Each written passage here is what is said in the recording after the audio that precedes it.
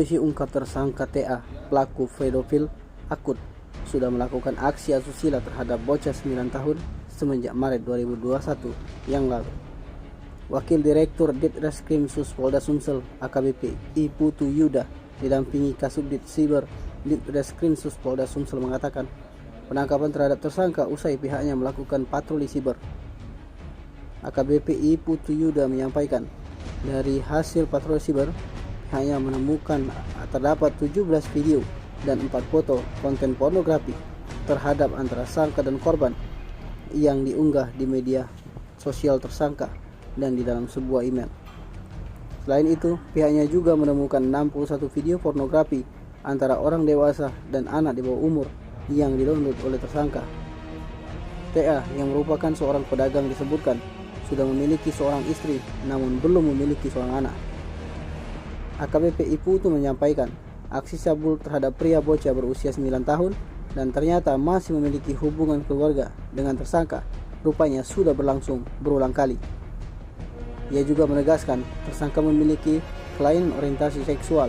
Itu diperkuat dengan aksi tersangka yang sengaja merekam perbuatannya sebagai koleksi. Baik, untuk modus operandinya, ya, untuk tersangka ini bisa membuat konten-konten porno, video, foto dan sebagainya. Jadi terhadap korban ini diiming-imingi uang dan top up game. Jadi diiming-imingi. Jadi kalau misalnya si korban ini menceritakan kepada orang tuanya atau kepada kawannya atau kepada orang lain, maka ancamannya adalah akan di stop top up game-nya dan tidak diberikan uang. Itu ancamannya. Jumlah video